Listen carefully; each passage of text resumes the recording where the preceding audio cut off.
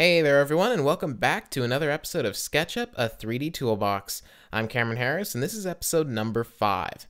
Today we're going to be concentrating on the rectangle tool, and it's really the simplest drawing tool that there is in SketchUp.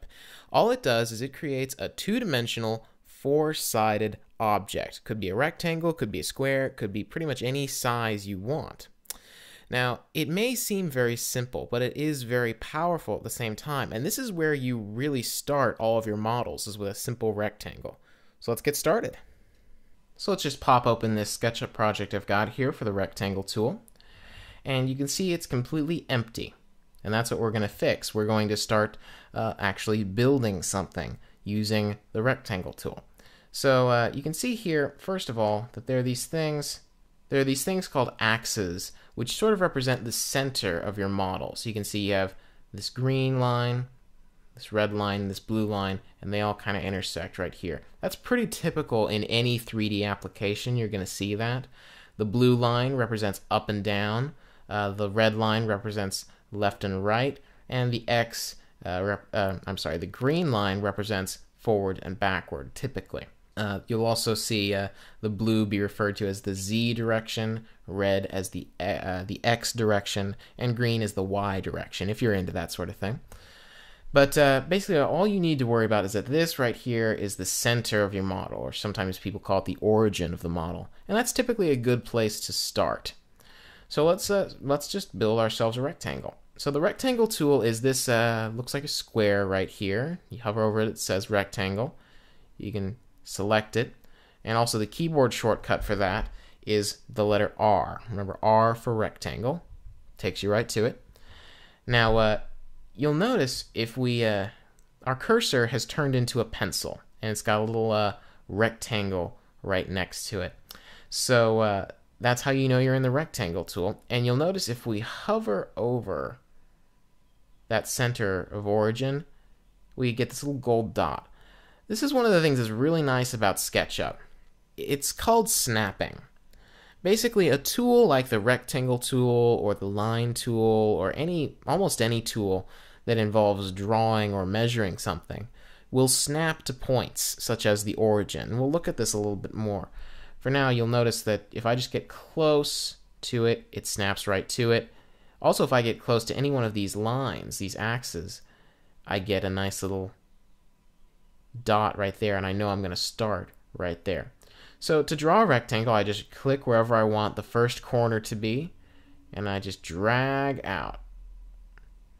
And you can see it gives me a nice little preview. Once I get it to where I like it to be, that little diagonal line means that I'm conforming with the golden ratio, which is it's an architecture thing. You don't really need to worry about it. It's kind of nice. Once I get to where I like it, I kind of like that, I just click again, and I have my rectangle. It draws the surrounding lines for me, and it also automatically adds the face. Now let's look at this snapping thing a little bit more. Let's say I was building a floor plan for a house, and these rectangles represented rooms. Let's say I wanted to have another room starting at this corner right here. You can see if I just hover over that corner, I get that little green dot. That means that if I click on it, it's going to start at exactly that corner. That's the snapping thing in action.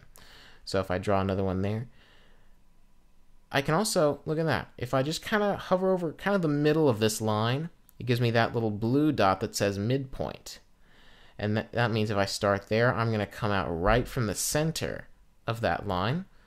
I can also just kind of snap myself to any line, so I know I'll start on that line. I just can go anywhere there, something like this. Snap to that corner. It automatically fills in that face right there because it's surrounded on all of its edges.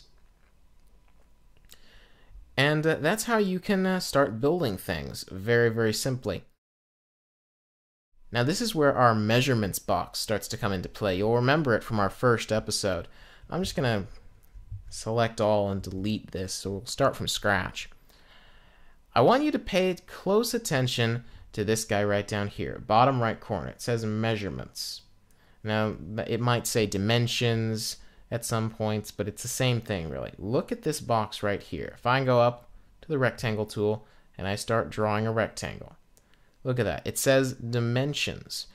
And you can see that it actually says what dimension my box that I'm drawing, my rectangle that I'm drawing, is. So you can see it says it's 1 foot, 4 inches, and 9/16 of an inch. Then there's a comma, and then it says 10 inches and 7/16 of an inch. So I know that that's how big my rectangle is going to be. Now, that's not just there for reference. Oftentimes, I mean, you can freehand this. You can just, kind of go, oh, that looks about right, that looks about right, that looks pretty good. Do whatever. But that's not really the way that most people work, particularly if you're drawing something like a house where you want to have rooms have specific dimensions. And also, I mean, I draw this thing here. Let's say this is supposed to be the room of a house, a living room or something like that. It's actually only about 3 feet by 2 feet. Actually, a little bit less. So, I mean, it's not very big. The dimensions tool will really help us with that.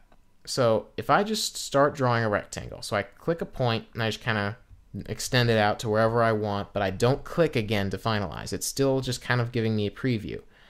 I can actually type in values on my number pad. So on my keyboard, let's say I want this room to be 10 foot wide by 15 foot long. I can type in 10, and you can see the dimensions box kind of turns a little bit yellowy, and I can add whatever I want. 10, and then apostrophe is kind of the symbol for foot, so it's 10 foot, so that's one dimension. Comma switches to the other dimension, how long it's going to be, 15 apostrophe. And now if I hit return or enter, wow, it's huge. And it only looks huge. It's actually 10 foot by 15 foot. It's just, I'm zoomed in quite a ways. And there's my perfect 10 foot by 15 foot rectangle. Now let's say I wanted to have another room coming out of here. I can start at that corner and go like this. Let's be a little bit more precise now. Let's do inches. Let's say I want this to be, this room to be 6 foot, so 6 apostrophe for 6 foot, and as well as 9 inches. Now I can just say 6 foot 9. If you don't put an apostrophe next to a number, it's automatically considered to be an inch. So 6 foot 9, that's 6 feet 9 inches, comma, 5 foot 4 inches. Enter. And there it is. That's the exact same. That's the exact dimensions that I was going for.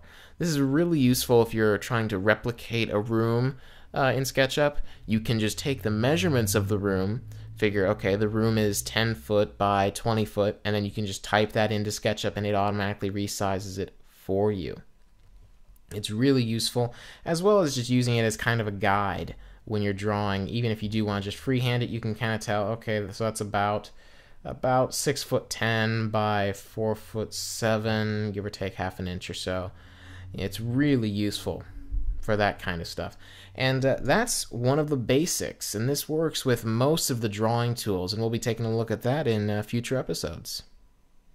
Now, if you're wondering when we're actually going to start modeling three-dimensional objects, don't worry about it, because everything in SketchUp really starts out as a two-dimensional shape.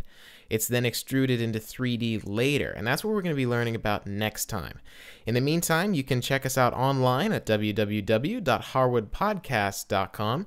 There you can download lesson files, show notes, participate in the forums, all that good stuff. And if you have any questions or comments on the show, just email us at harwoodpodcast@comcast.net. We'd love to hear from you. So until next time, I'll just say goodbye and good modeling.